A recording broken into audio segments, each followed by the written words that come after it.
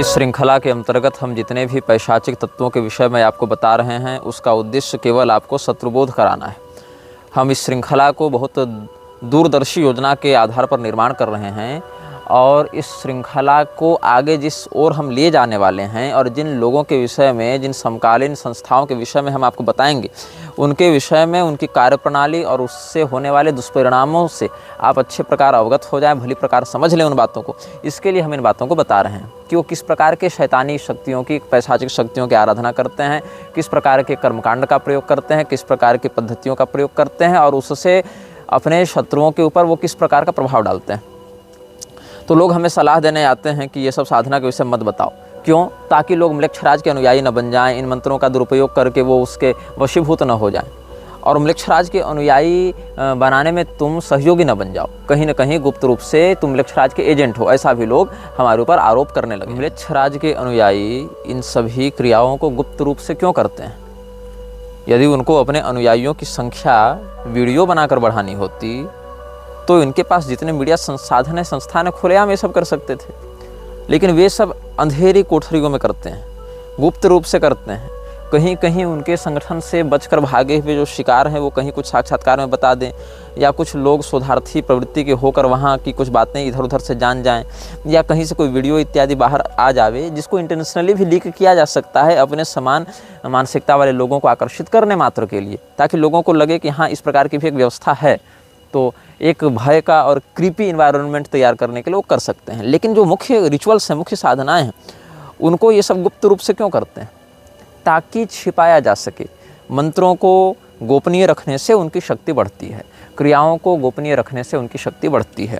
इसीलिए क्रिया को करते हुए बहुत सी ऐसी बातें अप्रकाश्य होती हैं जो उस मंत्र के जुड़े हुए इष्ट की ऊर्जा को साधक तक पहुँचाने में सहयोगी होते हैं।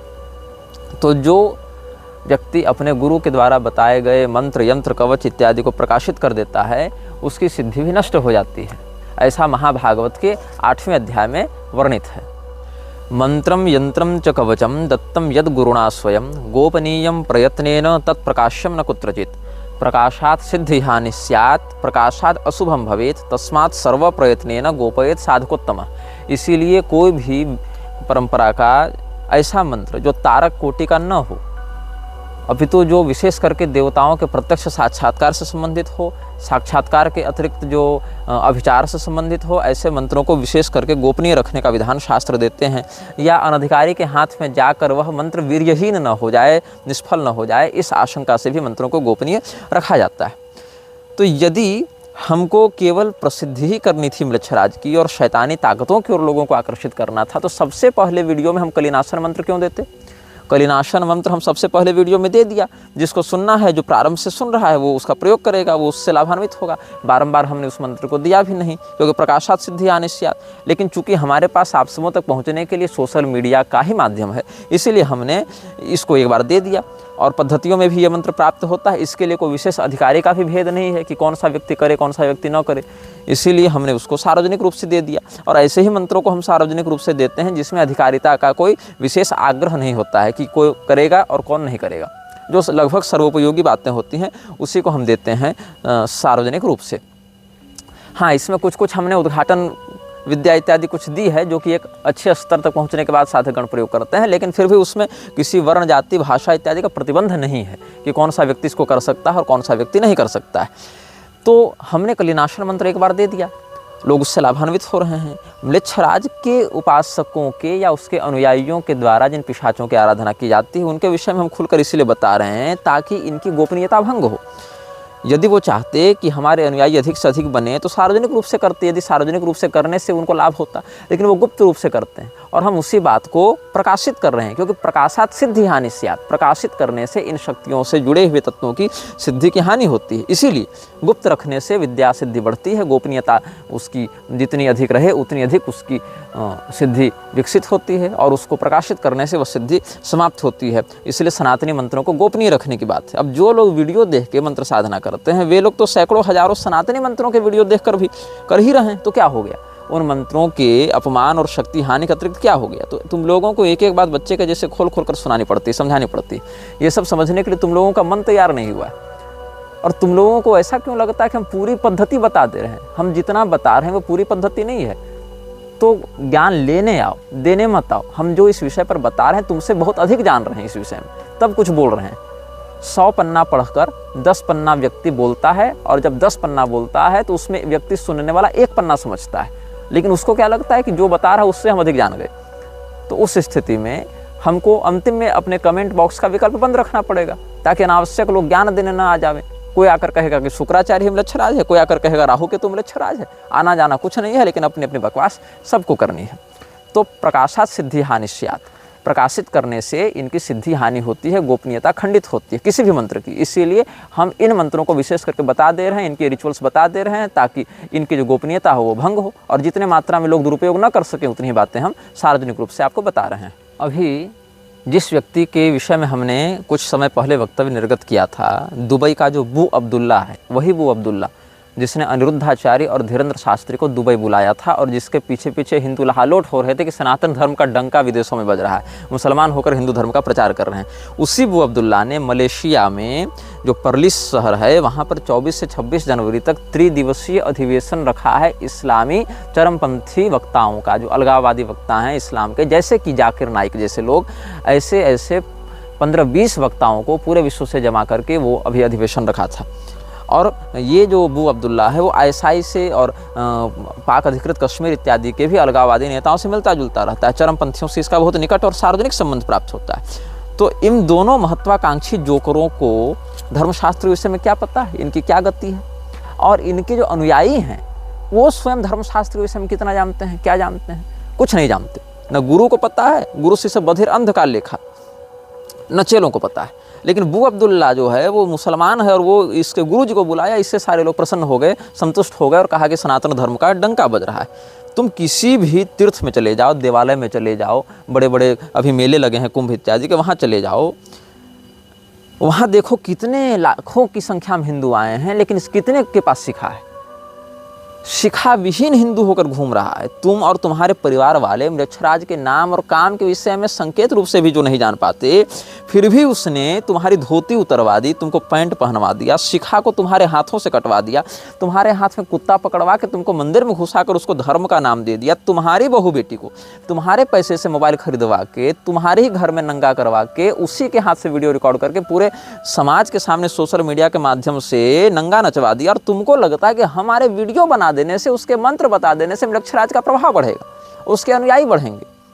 हाँ, ये बात अवश्य है कि म्लेच्छराज के वास्तविक नाम आदि का प्रयोग करने से उसकी शक्तियाँ बढ़ती हैं, ये बात हम पहले कह चुके थे। लेकिन उसका विरोध करने के लिए हम बोल रहे हैं, भर्त्सना करने के लिए कह रहे हैं, प्रशंसा करने के लिए नहीं कह रहे हैं। ये मेरा भाव है। मतलब उसके नाम के उच्चारण से पहले भी एक हृदय में विरोध की भावना होनी चाहिए।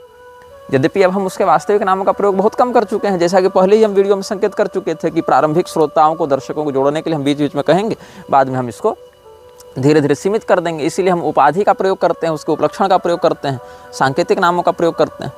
तो नाम के स्मरण से उनकी शक्तियाँ बढ़ती हैं, आकर्षित होती हैं। लेकिन जब आप कलिनाशन मंत्र का प्रयोग करेंगे, जब आप स्वयं सत्वगुण से युक्त होकर व्यवहार करेंगे, तो वो शक्तियाँ आपसे पलायित होंगी, आपसे भागेंगी, भयभीत होंगी। और जितने अधिक आप अशुचि अवस्था में, अपवित्र अवस्था में, और जितने अधिक आप अमर्यादित स्थिति में रहेंगे, उतने अधिक उन शक्तियों का प्रभाव आप पर पड़ेगा। इसीलिए स्वयं को अधिक से अधिक पवित्र रखा जाता है। राजा नल ने लघुशंका करने के बाद अपना पैर पूरा नहीं धोया था, एड़ी छोड़ दी थी, मात्र इतने से उनके अंदर कलयुग का प्रवेश हो गया था। तो अशुचिता को तुम्हारे जीवन में लाकर तुम्हें शिखा विहीन करके म्लेच्छ परिधानों में वो ले आया, जबकि उसको अपना नाम और काम भी तुमको नहीं बताना पड़ा। सोच रहे हो कितना प्रभाव वो डाल रहा है। मेरे वीडियो से उसकी सत्ता है, न हिलने वाली है, न बढ़ने वाली है, न घटने वाली।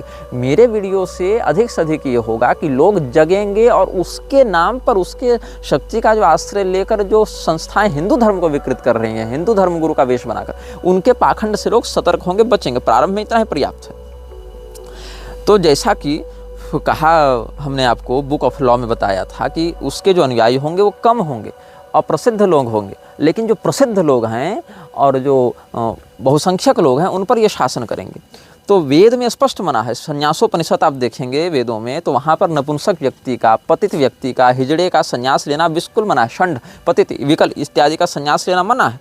लेकिन धर्म की आड़ में आर्यन पाशा से खुलेआम अवैध संबंध रखने वाली समलैंगिकता की समर्थक लक्ष्मी नारायण त्रिपाठी से किन्नर अखाड़ा बनवाया गया कि नहीं, और उसका समर्थन करने वाले हिंदू हैं कि नहीं? क्या वो हिंदू म्लेच्छराज के विषय में जान रहे हैं? नहीं जान रहे हैं, लेकिन उसके लिए काम कर रहे हैं कि नहीं? जाने अनजाने उसके समर्थन में हैं कि नहीं? उसके अभियान को आगे बढ़ा रहे हैं कि नहीं? जो हाजी शबनम बेगम है उसको भवानी नाथ के नाम से महामंडलेश्वर बनाया गया कि नहीं? और जो माफिया कार्टेल की चीयर गर्ल रही, जिसने नग्नता को समाज में फैलाया, ऐसी ममता कुलकर्णी को किन्नर अखाड़ा से महामंडलेश्वर बना दिया गया, जबकि वो किन्नर है भी नहीं। मतलब किन्नर शब्द तो ऐसे देव योनि विशेष के लिए, लेकिन वो हिजड़ा भी नहीं है। उधर करौली सरकार को देखो, करौली शंकर के नाम से जो भूमाफिया चल रहा है संतोष भदौरिया, वो पूरी के शंकराचार्य से बढ़िया मिलता है, तो मित्र भाव से मिल रहा है।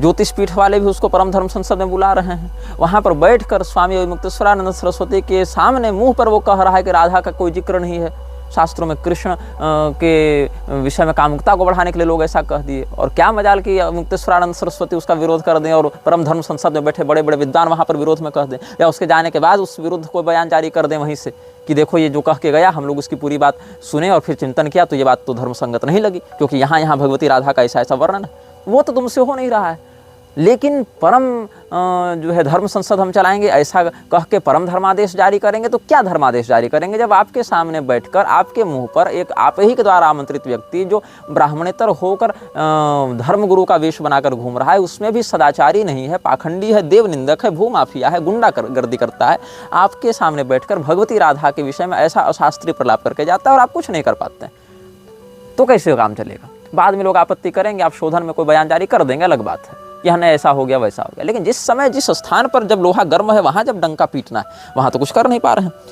उधर एक कोई कबीरपंथी है नवोदित वंशाचार्य से मिलने के लिए शंकराचार्य के पास समय है, कबीरपंथियों को आशीर्वाद देने के लिए समय है, उनके परिकरों के साथ ये सब उठ बैठ रहे हैं, लेकिन निग्रहाचार्य के लिए समय नहीं है, क्योंकि निग्रहाचार्य सिद्धांतवादी व्यक्ति है। निग्रहाचार्य इन षड्यंत्रों का पर्दाफाश कर सकता है। निग्रहाचार्य पूरे सिंडिकेट को चुनौती दे रहा है, सिंडिकेट के माथे पर मूत रहा है, इसीलिए तुमको बुरा लगता है कि ये तो हमारा बाजार खत्म कर देगा। तो कहीं कोई वंशाचार्य है, कहीं कोई करौली शंकर बना हुआ है। अब देखो पुरी शंकराचार्य जी के ही कुछ शिष्य हंस तीर्थ के विषय में स्वामी राघवाचार्य से मिलना चाहते थे। स्वामी राघवाचार्य से हमको याद आया कि वो भी उनका एक शिष्य हमको कुछ मैसेज भेज रहा था आज किसी विषय में, तो उसका समाधान भी इस वीडियो में करेंगे, क्योंकि बहुत से लोग इस प्रकार की जिज्ञासा व्यक्त की है इस प्रकरण में। तो राघवाचार्य जी से मिलना चाहते थे वो लोग, तो हमने राघवाचार्य जी को संदेश भेजा कि भाई कुछ लोग आपसे मिलना चाहते हैं हंस तीर्थ के उद्धार के विषय में, तो आप जरा मिल लीजिएगा उनसे। तो उन्होंने स्वीकार भी किया हमारी बात को और मिले भी, सहृदयतापूर्वक सहयोग का आश्वासन भी दिया और आगे सकारात्मक रूप से सहयोग भी किया जितना उस समय व्यावहारिक था। फिर इन लोगों ने पुरी के ही शंकराचार्य जी के शिष्यों ने यह कहा कि स्वामी अविमुक्तेश्वरानंद सरस्वती से भी मिलना है हम लोगों को इस विषय में, तो हमने वहाँ भी उनको संदेश भेजा, उनके निजी नंबर पर ही दोनों को।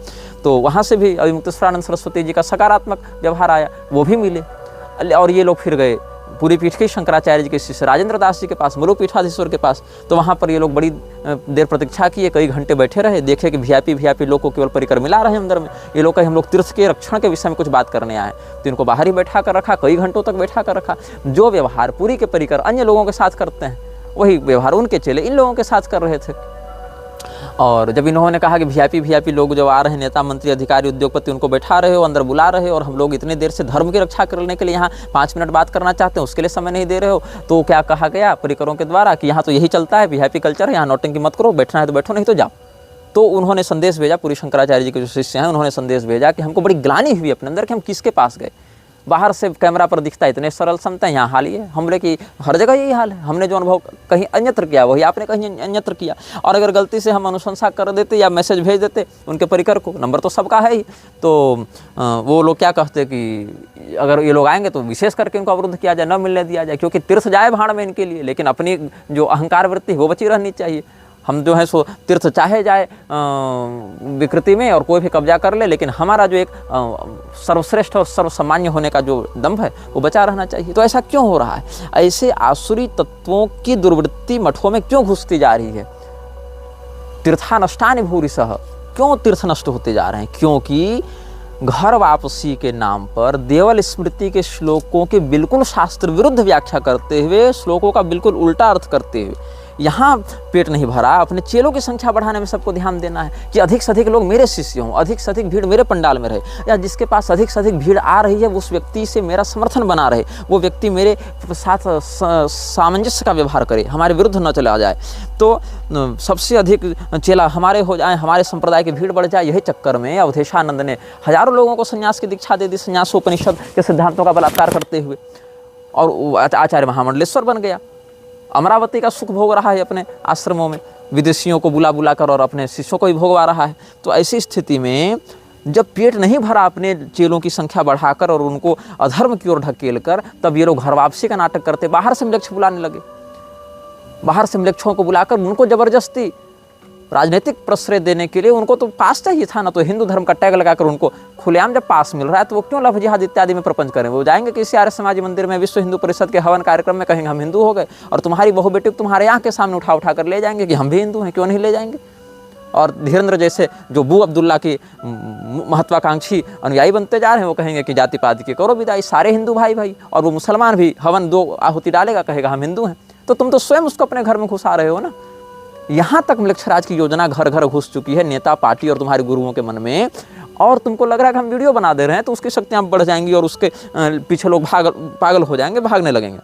फिर कुछ लोग कह रहे थे कि ये सब बच्चे भी वीडियो देखेंगे तो देखो ऐसा है कि एक तो हमने इन सभी यूट्यूब वीडियो में या फेसबुक में ये टैग लगा रखा है कि ये वयस्क लोगों के लिए ही हैं, और कम उम्र के लोग या अपरिपक्व मानसिकता के लोग इसको ना देखें। अधिक उम्र के लोग भी हैं लेकिन कम मानसिकता उनकी है दृढ़, तो वो ना देखें। अब उसके बाद भी कोई देख रहा है तो हम क्या कर सकते हैं। अगर ठीक है कोई 10 साल का बच्चा अगर देख रहा है तो उसके माता पिता को ना समझाओ कि 10 साल के बच्चे के हाथ में मोबाइल कर क्या रहा है, या अगर कर भी रहा है तो तुम क्यों नहीं ध्यान दे रहे हो। तो 10 साल के बच्चा देख लेगा और 10 साल का बच्चा पैशाचिक शक्तियों को आकर्षित हो जाएगा। इस चक्कर में हम पूरी दुनिया के खतरों से तुमको आगाह करना तो छोड़ नहीं सकते। तुम अपने बच्चे को अपने कंट्रोल में रखो, नियंत्रण में रखो, उसको मोबाइल से दूर रखो, या मोबाइल देना जरूरी ही है तो उस पर नियंत्रित करो, कि नियंत्रण रखो कि वो क्या देख रहा है क्या नहीं देख रहा है। और फिर भी अगर वो देख रहा है तो उसको न दिखाया जा सके, इसके चक्कर में हम पूरे संसार को एक वास्तविक खतरे से तो नहीं आगाह करना छोड़ सकते कि तुम्हारा 10 साल का बच्चा जो है वो नहीं समझ पा रहा है, देख पा रहा है। वही 10 साल का बच्चा जब 30 साल का बनेगा और इन्हीं षड्यंत्रों में फंसेगा तब उसकी रक्षा कौन करेगा। हमेशा तो 10 साल का बच्चा नहीं रहेगा। जो आज हमारे दर्शक हैं वो भी कभी 10 साल का बच्चा थे, हम भी कभी 10 साल का बच्चा थे, हम लोग भी प्रभावित हुए। जो आज 10 साल का बच्चा है वो भी जब बड़ा होगा तो उसके समय में भी तो कोई न कोई पीढ़ी 10 साल के बच्चे के रूप में रहेगी। तो क्या हम आतंकवाद पर बात करना छोड़ दें, हम समाज पर बढ़ती अश्लीलता पर बात करना छोड़ दें, हम मिलक्षराज के अभियानों पर बात करना छोड़ दें, हम हिंदू धर्म के पतन पर बात करना छोड़ दें। तुम अपने बच्चे को अपने जेब में डाल कर रखो ना। तुम्हारे बच्चे की हम ठेकेदारी लिए हैं क्या? तुम्हारा बच्चा मोबाइल पर क्या चला रहा है, क्या देख रहा है, हम पैसा देकर मोबाइल उसको पकड़ाकर हम दिखाने गए हैं वीडियो? और हम तो कोई अश्लील वीडियो तो बना नहीं रहे जिससे समाज में नकारात्मकता फैलेगी। हम तो एक वास्तविक संकट से आगाह करने के लिए एक आपको छायावृत्त दिखा रहे हैं, जो कि पहले से बता दिया है कि हर प्रकार के दर्शकों के लिए उपयुक्त भी नहीं है। तो एक हम आपको इसमें एक छोटा सा प्रयोग बताएंगे जो कि सर्वोपयोगी है, इसलिए सार्वजनिक कर रहे हैं, बार बार बताएंगे भी नहीं। बहुत से लोगों ने कहा, जब हमने गाब पिशाच का वर्णन किया था, या गैप भी उसको कहा जाता है, गैब या गैप, तो उसका जब हमने वर्णन किया था तो बताया था कि लोगों के धन को अपहरित करने में इसके 20 पिशाच वाहिनियाँ लगी रहती हैं। तो बहुत से लोगों ने कहा कि महाराज हमारे यहाँ भी ऐसे तिजोरी में रखे रखे पैसा गायब हो जा रहा है, पड़ोसी के यहाँ से गायब हो जा रहा है, कुछ बताइए इसके लिए आप रक्षात्मक प्रयोग। तो देखो, हमारे परिचय में एक व्यक्ति थे, वो व्यवसाय उनका कुछ सही चल नहीं रहा था, तो किसी मुसलमान तांत्रिक के यहाँ चले गए, और वो मुसलमान तांत्रिक इन्हीं वाहिनियों का उपासक था। उसने कहा कि ठीक है, तुम्हारा बिजनेस चमकवाने के लिए हम एक ताबीज़ बनाकर तुमको दे देंगे। ताबीज़ दे दिया, लेकिन उद्देश्य क्या था? वो ताबीज़ के माध्यम से इसी पिशाच को या इसके किसी छोटे जो अनुयायी हैं या जो छोटे सेवक हैं उसको भेज दिया, उसके घर में रखे रखे पैसे गायब होने लगे। बाद में फिर वो मुझसे मिले तो हमने कहा कि भाई ये सब क्या ताबीज़ गंडे हैं? तो कहा वो मुसलमान ने दिया था। हमने कहा बहुत बढ़िया, आप मुसलमान के पास जाएंगे और उम्मीद करेंगे कि हम इस प्रकार से विकसित हों स्वयं हिंदू होकर, तो कैसे काम चलेगा? तो फिर हमने कुछ उपाय बताया जिससे उनको अस्थायी लाभ हुआ। फिर एक साधिका के माध्यम से, भगवती के उपासिका हैं, उनके माध्यम से फिर उनकी अस्थायी समस्या ठीक हो गई। ये जो समस्या थी वो ठीक हो गई, उनका अस्थायी समाधान हो गया। तो एक हम आपको सर्वोपयोगी विषय बताएंगे जिससे इस प्रकार की समस्याओं का समाधान हो जाता है। अपने घर में अमावस्या, रविवार या संक्रांति को छोड़कर किसी अन्य दिन, और मंगलवार भी, अमावस्या, मंगलवार, रविवार और संक्रांति, ये 4 दिनों को छोड़कर अन्य किसी भी शुद्ध दिन तुलसी के जड़ की बगल की मिट्टी थोड़ी सी ले लें, मिट्टी का परिमाण इतना हो जितना एक हरे आंवला का परिमाण होता है, या कुक्कुटांड प्रमाण भी, मुर्गे का अंडा जितना बड़ा होता है उतने बड़े प्रमाण से उतनी मिट्टी ले लें और एक स्वच्छ लाल रंग के वस्त्र में उसको बांधें और उस तिजोरी में या जहाँ भी आप धन इत्यादि रखते हैं उसको रख दें। अगर बहुत ही क्षुद्र शक्ति होगी तो इतने से ही चली जाएगी, समाधान हो जाएगा। लेकिन इस मिट्टी को प्रत्येक सप्ताह बदलते रहें, कम से कम 2-3 महीने तक, ताकि वो दोबारा ना आए। सामान्यतया मिट्टी जो है वो पवित्र तो होती है, लेकिन जैसे जैसे वो सूखती जाती है उसके प्रभाव में कुछ न्यूनता आती रहती है। अगर इसके बाद भी समस्या वापस लौटती है या ठीक नहीं होती है, तब मैं आपको मध्यम स्तर का एक उपाय बताता हूँ। ये तो लघु स्तर का उपाय हो गया, मध्यम स्तर का उपाय बताता हूँ। किसी शुभ दिन, इसमें अमावस्या, संक्रांति, पूर्णिमा इत्यादि प्रयोग पकड़ सकते हैं, क्योंकि इन सभी समयों में जो यंत्र सिद्धि है वो विशेष प्रभावी होती है। तो भोजपत्र पर अनार की कलम से शुद्ध अवस्था में आप एक यंत्र निर्माण करें। प्रातःकाल जब सूर्योदय न हुआ हो, मतलब अगर सूर्योदय 6 बजे हो रहा है तो आप 5:30 बजे इस प्रयोग को कर लें। सूर्यदेव को अर्घ्य इत्यादि देकर फिर मौन रहकर बैठ जावें और पूर्व दिशा की ओर मुँह करके एक त्रिकोण बनावें। भोजपत्र पर अनार की कलम से, अनार की छोटी टहनी एक दिन पहले तोड़ लेंगे। जिस दिन तोड़ेंगे उस दिन अमावस्या नहीं होनी चाहिए, तो तोड़ लेंगे छोटी टहनी, उसको आगे से नुकीली करके कलम जैसा बना लेंगे और रोली इत्यादि कुछ लाल द्रव घोल लेंगे और उसी से आप याश्रगंध इत्यादि से एक त्रिकोण बनाएंगे भोजपत्र पर। भोजपत्र थोड़ा बड़ा लेंगे, वो जो त्रिकोण है उसका जो 90 डिग्री वाला कोण है उसका मुख ऊपर की ओर होना चाहिए। मतलब त्रिकोण आप ऐसे बनाएंगे, समझ लीजिए, ये ऊपर में एक हो गया कोण, फिर ऐसे ऐसे और नीचे सीधी रेखा, जो त्रिकोण की रेखा रहेगी सीधी रेखा रहेगी, नीचे एक सीधी रेखा खींचेंगे और ऊपर ऐसे त्रिकोण बना देंगे। त्रिकोण का मुंह ऊपर हो गया और रेखा आधार नीचे। सबसे ऊपर में लिखेंगे श्री दाहिन्यै नमः, ऊपर वाले कोण में। फिर दाहिने वाले कोण में लिखेंगे श्री मोहिन्यै नमः और बाएं वाले कोण में लिखेंगे श्री सत्यै नमः और त्रिकोण के बीच में लिखेंगे श्री कफल्लाय नमः। इसको कैसे लिखना है ये स्क्रीन पर आपको शुद्ध वर्तनी में दिखा दिया जाएगा। त्रिकोण मैं नहीं बनाकर दिखाऊंगा, केवल शुद्ध वर्तनी में चारों बातें लिख दूंगा और संकेत कर दूंगा कहाँ कहाँ लिखना है। त्रिकोण के ऊपर श्री दाहिन्यै नमः, त्रिकोण के दाएं कोण में श्री मोहिन्यै नमः, त्रिकोण के बाएं कोण में श्री सत्यै नमः और त्रिकोण के मध्य में श्री कफल्लाय नमः। इसको लिखकर फिर धूप दीप नैवेद्य इत्यादि चढ़ा के इस यंत्र की पूजा करके और करीब 5 मिनट तक इन्हीं चारों वाक्यों का स्मरण करते हुए फिर इस यंत्र को स्वच्छ भाव से तिजोरी इत्यादि में रख दें। ये मध्यम स्तर का उपाय हो गया। इससे भी ये शक्तियाँ दूर भाग जाती हैं, नकारात्मक शक्तियाँ। और अगर फिर भी कोई विशेष समस्या आ रही है तो भैरवी तंत्रोक्त महाविद्या का कम से कम 21 पाठ किसी अच्छे शाक्त साधक ब्राह्मण से आप कराएं, ताकि ये समस्या सदैव के लिए दूर हो जाए। अब ये जो गाव नाम का पिशाच है, जो 66 वाहिनियों का नायक है, किंतु जब ये चोरी इत्यादि करने जाता है या जो सामान इधर उधर करने का काम है वो जब करता है, म्लेच्छराज के विभाग में सामान इधर उधर करने का काम, या व्यक्तियों को भी इधर उधर ले जा सकता है। मेरी जानकारी में एक साधक हैं जो पहले एक हमने आपको एक शाक्त साधक का संकेत किया था इस अनुभाग में, लगभग 3-4 अनुभाग में श्रृंखला में। उन्हीं के वो परिचित साधक हैं। वो वीर शक्ति का प्रयोग करके किसी भी राज्य से अन्य राज्यों की यात्रा आध्यात्मिक रूप से कर लेते हैं, उस शक्ति की पीठ पर बैठकर। ये अभी जीवित हैं और सक्रिय हैं, लेकिन गोपनीयता के कारण हम ऐसे साधकों की पहचान सार्वजनिक नहीं करते हैं। तो पैशाचिक शक्तियों में भी कुछ ऐसे साधक होते हैं जो इधर उधर यात्रा करने के लिए ऐसी ही तामसिक शक्तियों का आश्रय लेते हैं, जिसमें गाव एक प्रधान शक्ति है और इस काम को करने के लिए वो 20 पिशाच वाहिनियों का आश्रय लेता है। तो इसकी साधना कैसे की जाती है, क्या होता है इसको बुलाने के समय, लोगों ने प्रश्न भी किया था और तो इस श्रृंखला में हम आपको आगे बताते ही जा रहे हैं। कृष्ण पक्ष में किसी भी शनिवार, कृष्ण पक्ष तो 15 दिन का सामान्यतया होगा, तो मान लीजिए 2 शनिवार पड़ेंगे, कभी कभी 3 भी पढ़ सकते हैं अगर प्रारंभ में ही शनिवार पड़ गया तो कृष्ण पक्ष के किसी भी शनिवार की मध्य रात्रि को अपने चारों ओर काले धागे से घेरा बनाए, एक सर्कल बना लें काले धागे से, और वहाँ पर ये लोग बैठ जाते हैं काले धागे के अंदर, और अपने सामने काले या गहरे नीले रंग का वस्त्र बिछाते हैं और कपड़े के ऊपर, उस वस्त्र के ऊपर अफीम के दानों से एक गोल घेरा बनाते हैं, और अफीम के दानों के गोल घेरे के मध्य में एक तुरमलिन पत्थर आता है। वो गहरे काले नीले रंग का अगर तुरमलिन मिले तो उसको रखते हैं और काली स्याही से जो इच्छा है, मतलब कौन सा सामान किस स्थान से कहाँ ले जाना है या किस व्यक्ति को कहाँ से कहाँ ट्रांसफ़र करना है, इस बात को स्पष्टतया उसके नाम या उसके पहचान के साथ उस पेपर पर लिखते हैं और उसको मोड़कर काले धागे से बांधकर यंत्र के ऊपर रख देते हैं। जो यंत्र बनता है गाब का, उस यंत्र के ऊपर रख देते हैं। यंत्र भी सामने ही बनाना होता है। और फिर उसके ऊपर एक पौधा होता है, बेलाडोना कहते हैं, जहरीला पौधा होता है, उसकी पत्तियाँ या तंबाकू की पत्तियाँ छिड़कते हैं और काले रंग की मोमबत्ती जलाते हैं। फिर नीले रंग की मोमबत्ती जलाते हैं और फिर मंत्र पढ़ते हैं, डयन अनेये टेसा गाब, डयन अनेये टेसा गाब, डयन अनेये टेसा गाब, ऐसे मंत्र पढ़ते हैं। तो ये जो गाप नाम का पिशाच है, कहीं गैब भी शब्द है, कहीं गाब भी शब्द है, कहीं गाप भी शब्द है। ये उच्चारण का भेद कुछ कुछ हो जाता है इन लोगों में। और जब काम इनका हो जाता है तो पहले नीले रंग की मोमबत्ती बुझाते हैं, फिर काले रंग की मोमबत्ती बुझाते हैं। तो इस प्रकार से इसकी आराधना किसी भी कृष्ण पक्ष के शनिवार को ये लोग करते हैं।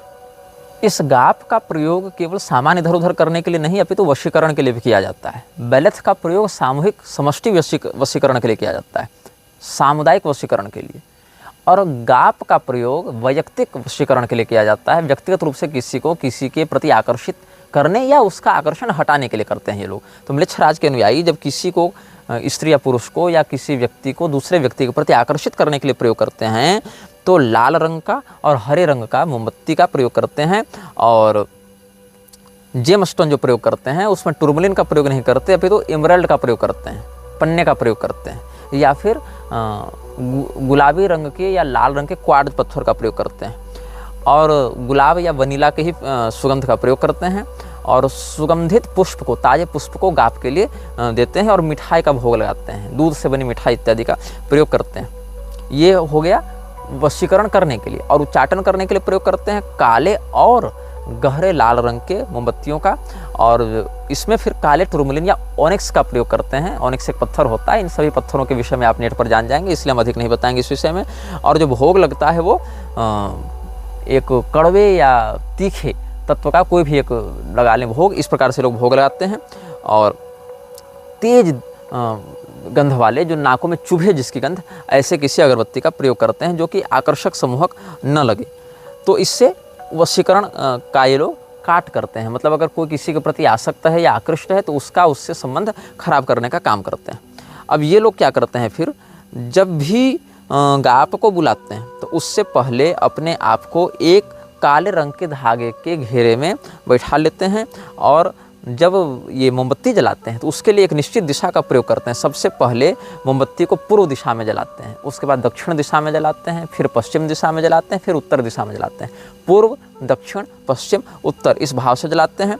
और जब ये बुझाते हैं तो फिर उत्तर वाले को पहले बुझाएंगे, फिर पश्चिम वाले को बुझाएंगे, फिर दक्षिण वाले को बुझाएंगे, फिर पूर्व वाले को बुझाएंगे विसर्जन के समय। तो ये जो प्रक्रिया उल्टी हो जाती है, मतलब क्लॉकवाइज एंड एंटी क्लॉकवाइज, ऐसे चलाते हैं। और जब इनका ये काम हो जाता है तो जिस पुर्जे पर, जिस कागज़ पर इन्होंने अपनी बात लिखी होती है, उस कागज़ को तब तक रखना होता है जब तक कि आपका काम ना हो जावे। और जब काम हो जाता है, जब वो सामान वहाँ डिलीवर हो जाता है, या जो भी आकर्षण वशीकरण है या उच्चाटन है वो जब सफल हो जाता है, तब जाकर इस पुर्जे को जला दिया जाता है और उस यंत्र को अपने हृदय में धारण करके रखा जाता है, ताकि वो जो वशीकरण है या जो उच्चाटन है वो प्रभावी रूप से बना रहे। तो ये हमने कुछ गाप से संबंधित आपको बातें बताई हैं।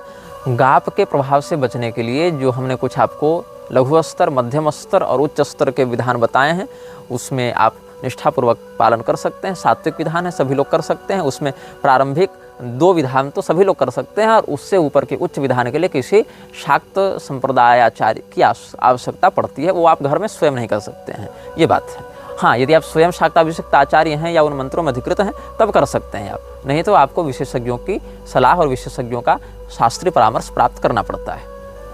आज से 3500 साल पहले, जिस समय मूसा इत्यादि का आगमन विश्व में नहीं हुआ था और म्लेच्छराज अपनी शक्तियों को बढ़ाने में लगा हुआ था, उसी समय भारत के दक्षिणी भाग में, जिसको आप आजकल साउथ इंडिया के नाम से जानते हैं, एक व्यक्ति आया।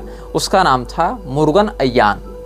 मुरुगन अय्यान भी एक प्रकार का तमोगुणी व्यक्ति था जो कलयुग के विस्तार के लिए आया था।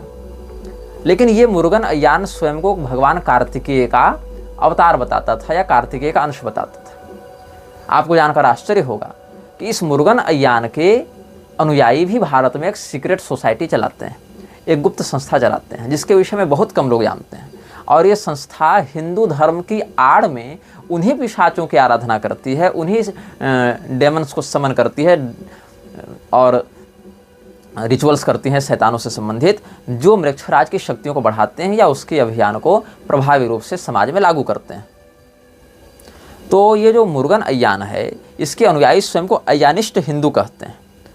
और अय्यानिस्ट हिंदू क्या करते हैं, विचित्र काले पत्थरों पर अय्यानी लिपि में, इनकी एक लिपि है जिसको अय्यानी लिपि कहते हैं ये लोग, उस लिपि में कुछ बीज मंत्र के जैसा लिखते हैं, जिसको ये लोग अलग अलग बीज मंत्रों के आधार पर मुद्रात्मक महत्व देते हैं। मतलब ये अपने उस सोसाइटी के अंदर किसी पैसे का व्यवहार नहीं करते। जैसे जॉन विक सीरीज में आपको एक सिक्का मिला होगा, उस सिक्के की बड़ी अहमियत होती थी। उस सिक्के से आप किसी होटल में एक रात रुक सकते थे, किसी व्यक्ति की जान का सौदा कर सकते थे, एक शाम का खाना खरीद सकते थे या बड़े बड़े हथियार भी खरीद सकते थे। मतलब उस सिक्के की कीमत परिस्थिति से तय होती थी, न कि उस पर अंकित बातों से। तो ऐसे ही ये जो बीजांकित पत्थर होते हैं, ये भी इंटर सोसाइटी में ये लोग मुद्रा के रूप में प्रयोग करते हैं और उससे अपने विविध प्रकार के इच्छाओं को पूरा करते हैं। इन सिक्कों को कमाना होता है, इन पत्थरों को कमाना होता है। और बाहर भी इन सिक्कों का कुछ व्यापारीकरण करते हैं, गुप्त रूप से लोगों के अंदर जो पैशाचिक शक्तियाँ वास करती हैं उनको भगाने के नाम से। मानो कि किसी पिशाच की सिद्धि किसी तांत्रिक को है, उसने किसी सेठ पर वो पिशाच छोड़ दिया और बाद में कहा कि हम तो बहुत बड़े तांत्रिक हैं, हम इस पिशाच को दूर भगाएंगे, और तुम्हारी शक्ति थी, तुमने वापस खींच लिया। उस सेठ को लगा तुम बहुत बड़े तांत्रिक हो, तुमको खूब पैसा दिया, लेकिन वस्तुतः उस समस्या को भेजा किसने था? तुमने ही भेजा था, ताकि उस सेठ के जीवन में उपद्रव करके फिर उसको ठीक करने का ढोंग करें और उसके मन में अपने सिद्ध और प्रसिद्ध होने की छवि स्थापित कर सकें। तो ये लोग स्वयं को ज्ञान सिद्धि योग की परंपरा का हिंदू बताते हैं और उसके बाद भी पैशाचिक तत्वों का खुलेआम समर्थन करते हैं। तुम इनके डॉक्यूमेंट्स पढ़ोगे, कभी हाथ में लगेगा अय्यानिस्ट हिंदू का डॉक्यूमेंट पढ़ोगे तो वहाँ तुमको स्पष्ट मिलेगा कि ये लोग क्या कहते हैं, 20 साल के जोड़े को पकड़ते हैं, ऐसा लड़का और ऐसी लड़की जिसकी उम्र 20 साल की हो, उसको अपने यहाँ बहाल करते हैं, अधिक नहीं करते। तुमको याद होगा बुक ऑफ ऑर्डर में, बुक ऑफ लॉ में कहा गया था कि मेरे अनुयायी कम होंगे, अप्रसिद्ध होंगे, लेकिन बहुसंख्यक और प्रसिद्ध लोगों पर शासन करेंगे। तो जो अय्यानिस्ट हिंदू के नाम से चल रहे हैं, ये अपने फ्रंट पर तो वराह भगवान का चित्र लगाते हैं, कार्तिकेय स्वामी जी का चित्र लगाते हैं, भगवान नृसिंह का चित्र लगाते हैं, और बस उस चित्र के अंदर घुसो, वॉलपेपर पलटो तो अंदर में केवल ये डेमन समनिंग का काम किया करते हैं।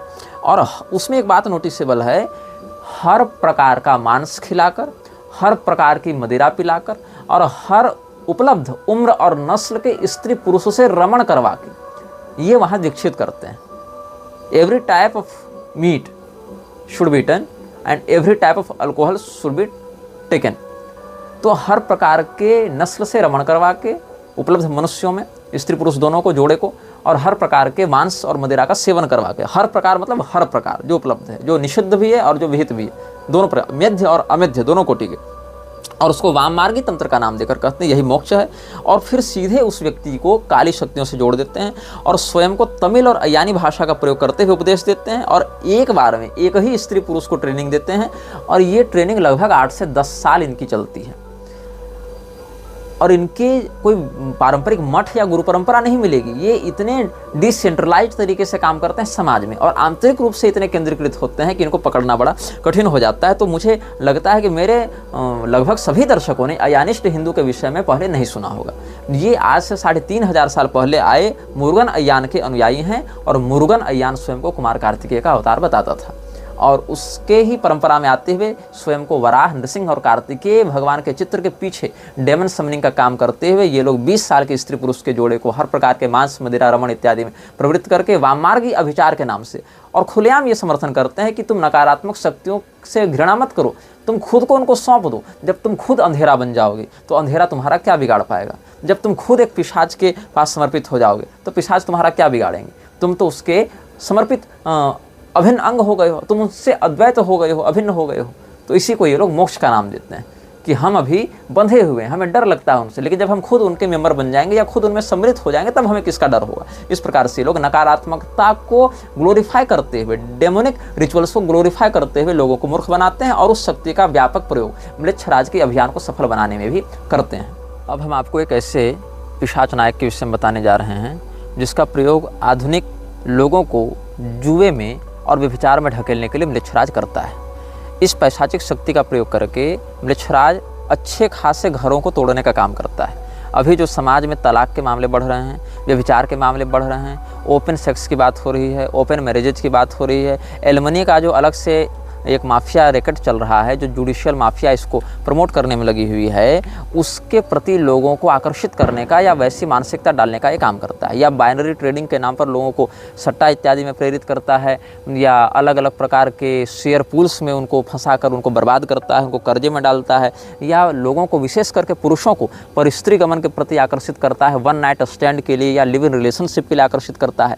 ऐसे आकर्षित करने वाले शक्तियों का अभी हम आपको परिचय बताने वाले हैं। जब महाराज परीक्षित ने कलयुग का निग्रह किया था उद्धव जी के कहने पर, तो कलयुग को रहने के लिए उन्होंने 4 स्थान दिए। क्योंकि कलयुग कहाँ जाता, उसने कहा कि मुझे स्थान दीजिए, तो द्यूतम पानम स्त्रिय सूना यत्रा धर्मश्च चतुर्विधः, 4 स्थान दिए उसको। कसाई खाना, व्यभिचारालय, वेश्यालय, जुए का अड्डा और मदिरालय। मांस, मदिरा, व्यभिचार और जुआ, यही 4 स्थान दिए। और बाद में पुनश्च याचमानाय जात रूपम मदात प्रभु, उसको स्वर्ण इत्यादि धन ऐश्वर्य मद में भी वास दिया परीक्षित जी ने। तो इस पिशाच का नाम है एस्मोडियस। एस्मोडियस या एस्मेदाई, दोनों इसको कहते हैं अलग अलग भाषाओं में। ये भी जेंडर फ्लूइड है, ये भी कभी पुरुष और कभी स्त्री के रूप में आता है। एक दैत्य का मस्तक, दूसरा मस्तक दैत्य का है, एक मस्तक इसका भेड़ का है और एक मस्तक बैल का है। पंख भी हैं इसके, सांप के जैसी इसकी पूंछ भी निकली हुई है, मुर्गे के समान पैर हैं। और ये जब श्वास लेता है ये पिशाच, तो इसकी श्वास से अग्नि की लपटें निकलती हैं। ये ज्वालामुखी टाइप का राक्षस है, पिशाच है, इसकी सांसों में अग्नि की लपटें निकलती हैं। तो ये पति और पत्नी को परिस्त्री गमन और पुरुष गमन के प्रति प्रेरित करता है और आपस में संभोग के लिए रोकता है। जब ये पति पत्नी विशेष करके नए जोड़े आपस में मिलना चाहते हैं, तो इनके मन में एक दूसरे के प्रति घृणा, वैमनस्य या झगड़े को उत्पन्न करता है और दूसरी स्त्री या दूसरे पुरुष के प्रति आकर्षण को बढ़ाता है और तलाक के मामलों को ट्रिगर करता है। तो जुआ, casino, binary trading, share pools, अभी जो आपको बार बार रमी ऐप्स इत्यादि के, 3 पत्ती इत्यादि के जो प्रमोशन वाले ऐप्स वाले वीडियो आ रहे होंगे, विज्ञापन में आते हैं बहुत लोगों को, वो इसी म्लेच्छराज के प्रभाव को बढ़ाने के लिए प्रायोजित किए जाते हैं, जाने या अनजाने रूप में। तो एस्मोडियस एक पैक्ट बनाता है और एस्मोडियस बहुत खतरनाक पिशाच है और बड़े बड़े तांत्रिक भी इसको वश में नहीं कर पाए। जिस सुलेमान की दुहाई देकर इस्लामी तंत्र वाले पिशाचों को अपने भक्तों के ऊपर से भगाने का काम करते हैं, वो सुलेमान भी इससे पराजित हो चुका था। जब किंग सुलेमान ने, जो दाऊद का पुत्र था, जिसको इजराइल वाले बड़ा मानते हैं, किंग डेविड के नाम से जिसको चला जाता है, और जो 6 सितारों वाला जो झंडा है इजराइल का, वो भी डेविड के यहाँ से लिया गया है।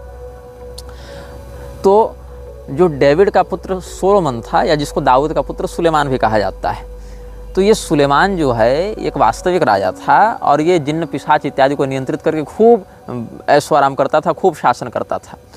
तो एस्मोडियस को भोग क्या लगता है प्रारंभ में, इसको बुलाने के समय, आकर्षण के समय, वो तो बाद में पैक्ट मांगता है, इसका भोग निश्चित नहीं है। वो पैक्ट बनाएगा तब वो डिमांड करेगा हमको ये चीज़ दो। लेकिन आवाहन के समय क्या किया जाता है, एक तांबे का पात्र जो ऑक्सीडाइज्ड हो चुका हो, जब तांबे का पात्र ऑक्सीजन के संपर्क में आता है और नमी के संपर्क में आता है, तो उसके ऊपर हरे रंग की एक परत बनने लगती है कोरोजन के कारण। तो ऐसे तांबे का पात्र को लेना है जिसके ऊपर ऑक्सीडाइजेशन हो चुका हो, हरे रंग की परत चढ़ चुकी हो, और उसमें पुदीने का रस टपकाना है इसको बुलाने के लिए। तो ये आकृष्ट होकर आता है। तो सुलेमान का इससे जब संघर्ष हुआ था, तो तीसरा पिशाच यही था जिसको सुलेमान ने अपने वश में किया था। और सुलेमान ने इसको वश में करने के लिए बड़ा संघर्ष किया था, तो इसको बहुत दुर्दांत रूप से कैद करके उसने अपनी शक्ति से रखा था।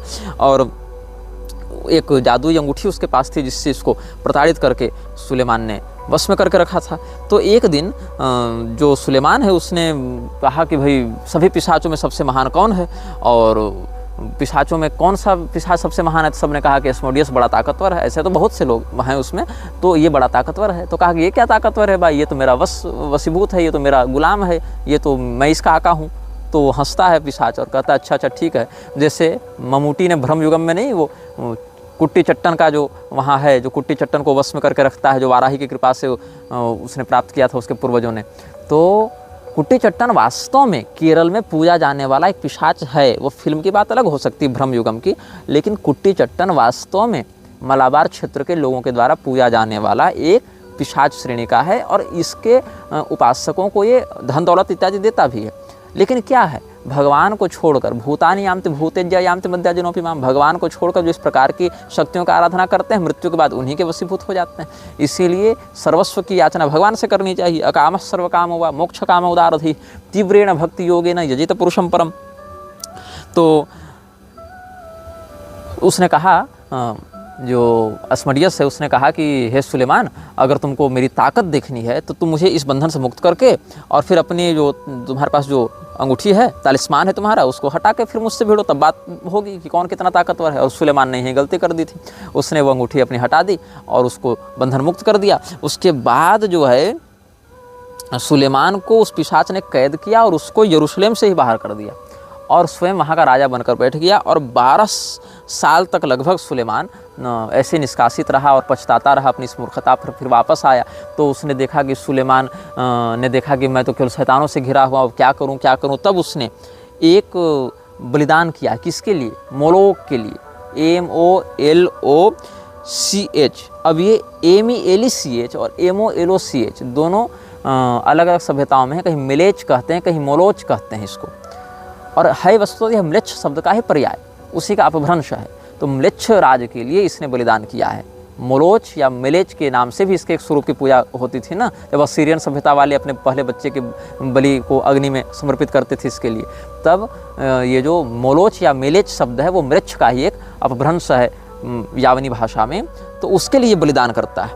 और उसके बाद वहाँ से इसको सपोर्ट करते हुए बाल को भेजा जाता है, जो बाल पिशाच की हमने बात बताई थी। और वो बाल पिशाच फिर ये बाल की खाल उतारता है, बाल पिशाच आकर लड़ता है अस्मडियस से और बड़ी मुश्किल से इसको वश में कर पाता है। यद्यपि बाल से ज़्यादा ताकतवर था, लेकिन म्लेच्छराज का भी वरद हस्त प्राप्त था।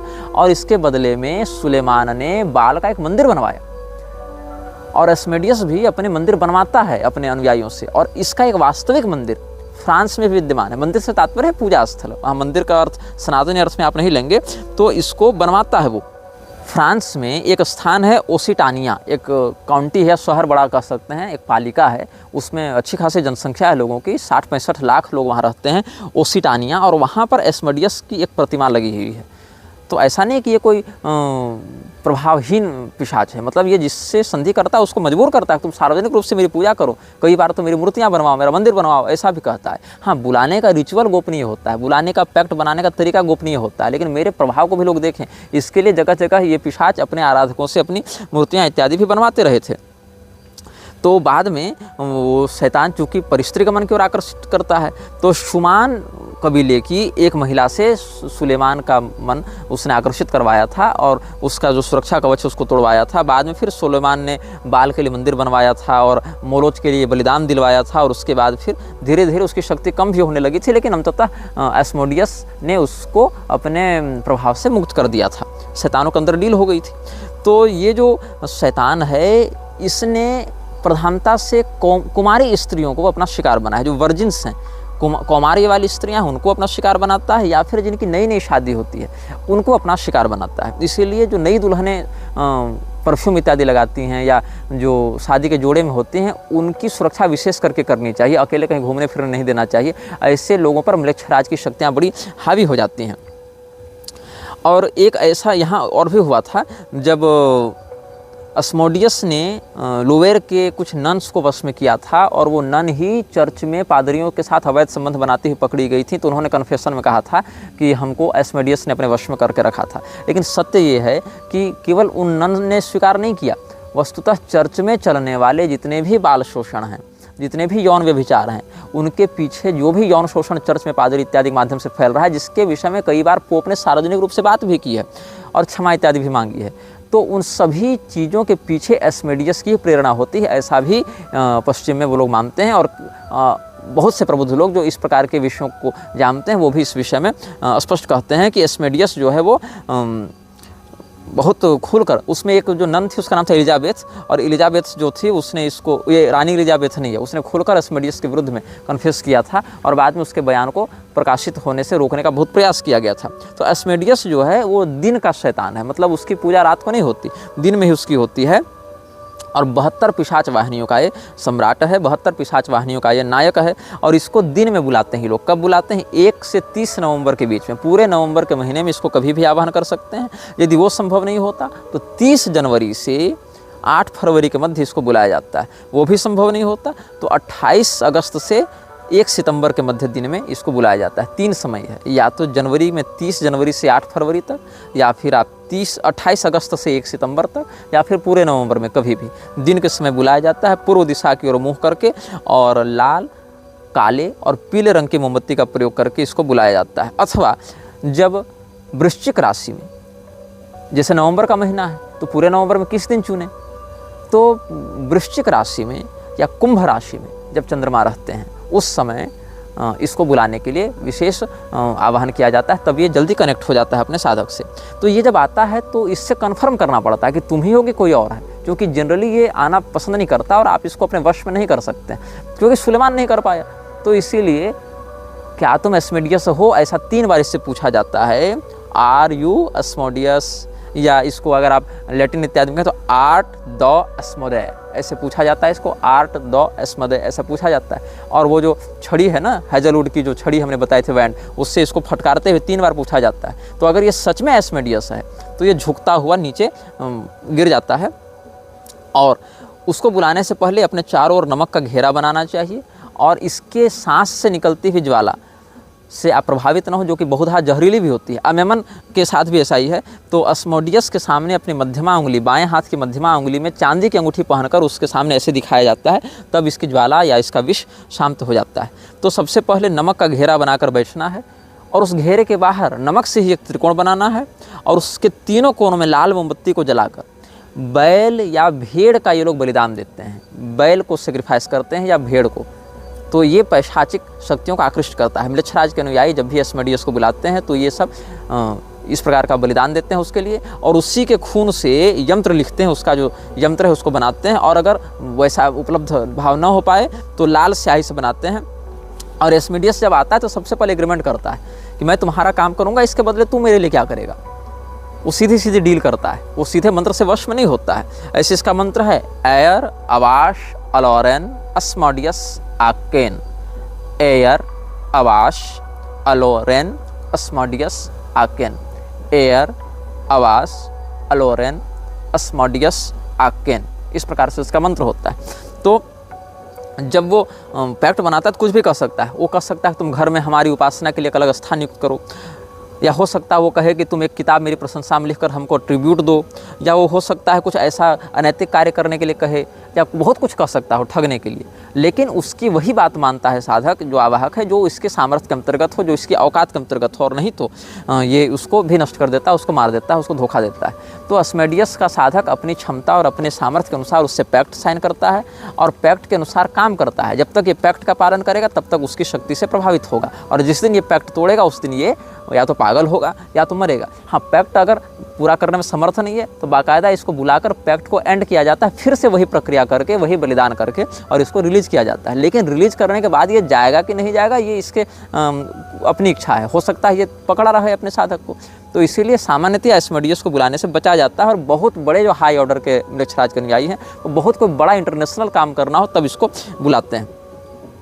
और कुछ लोग ये कह रहे थे कि हमने पहले किसी पिशाच का यंत्र दिया था, उसमें क्रॉस बना हुआ था बीच में। वो क्रॉस नहीं, वो आँख कहलाता है, ANKH, अंख कहलाता है। वो मिस्री भाषा का शब्द है अंख, और उसमें जो निशान है जो क्रॉस के जैसा दिख रहा था, वो क्रॉस नहीं था, वो प्राण शक्ति का मिस्री प्रतीक होता है। और ये जो एस्मोडियस है, इसके ऊपर केवल एक ही पिशाच शासन करता है, एमेमन, जिसके विषय में हम आपको बता चुके हैं पहले।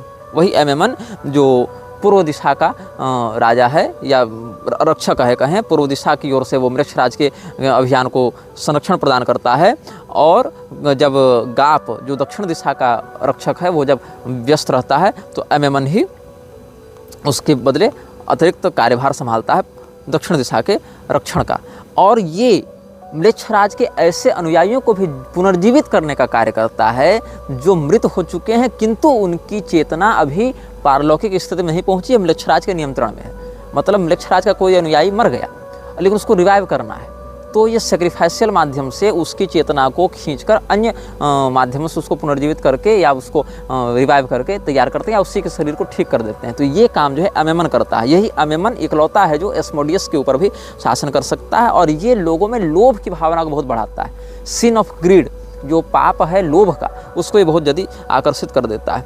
और अमेमन और एस्मेडियस दोनों के आने पर सूडो मोनार्किया डेमोनम जब आप पढ़ेंगे तो उसके 242वें पृष्ठ में यह निर्देश स्पष्ट प्राप्त होता है कि जब भी इसको कोई आवाहक बुलावे तो इसके सामने उठकर खड़ा होता है इसके स्वागत में, और वही चांदी की अंगूठी वाला सिस्टम इसके साथ भी लागू होता है।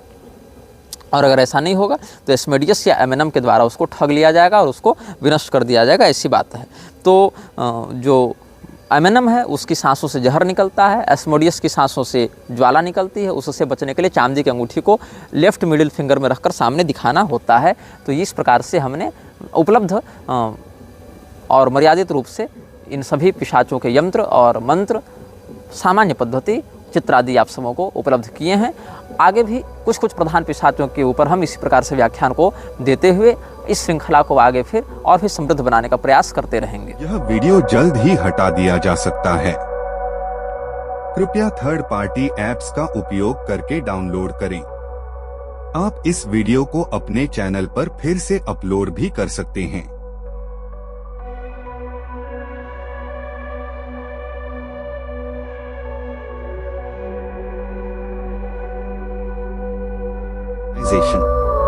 This video may get deleted soon. Please download using third-party apps. You may also re-upload this video on your channels. Thank you.